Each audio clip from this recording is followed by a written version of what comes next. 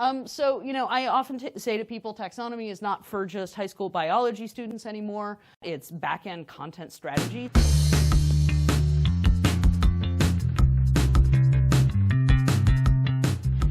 And this is the stat that everybody's been throwing around. 65% of B2B content just does not get used.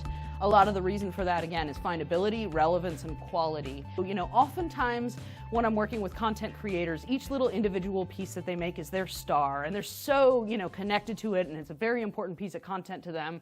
And part of the conversation that I always have with folks is like, okay, I understand that this is an important asset and you have a variety of plans for it, but we really need to tie it into this larger ecosystem. And again, using our metadata, we're able to sew these things together, so we're able to sort of allow our prospects to explore and experience our content in a way that is a lot more sophisticated and sort of overlays additional meaning onto each individual asset because it exists within a larger whole. Initially we had really a internally focused metadata strategy, so it was just products and it was just solution tags. And when we started to look more outward as far as our personas and what their actual needs are and the content that resonates with them, we were able to develop taxonomies that are actually relevant to those areas. Another one is uniting our metadata and sort of our semantic structures onto our performance analytics. And so empowering people to not just get an analytics report that has a list of URLs and then they have to visit all of that content. We can say, okay, here is the product, the topic, the persona, stage of the buyer's journey that this particular piece of content is designed for, so that people can filter all of that down and say, these are my top performing assets that I can use or repurpose or update. I think the very first thing starts with a content audit. I think that there's a lot of value in looking at not just, collateral assets or web pages, but a lot of the other assets that are being used. So, emails, single offer landing pages, microsites, etc. I think, that is very much the first step. And then sort of evaluating, again, the content universe really comes down to being able to identify what the important conversations the business is trying to have with our audience, and then identifying the content that truly is relevant to that conversation.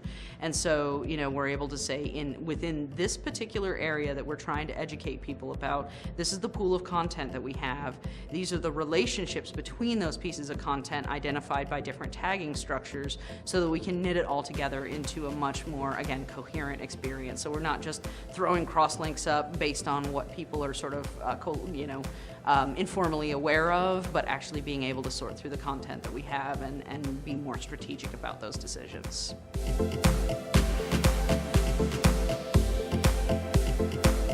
And so, one of the things that I think is very helpful as far as metadata strategy is concerned is being able to present to people, this is the content that is available to you. Here are a bunch of different dimensions by which you can narrow down and understand where that content lives, what it might be good for, what persona it addresses, what topics it addresses, so that people are able to actually sort of reach into the backlog of all of our projects and pull out those, shiny gems that haven't been touched in a while, as opposed to creating new stuff.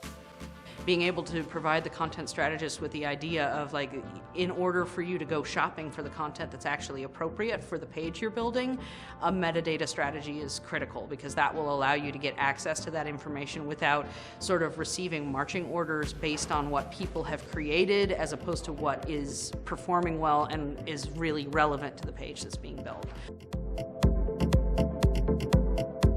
Sometimes people, when I'm talking to them within the marketing org and I'm talking about taxonomy and standards and tagging, people's eyes just glaze right over. And I'm like, just don't worry about it. It's not as complex as you think.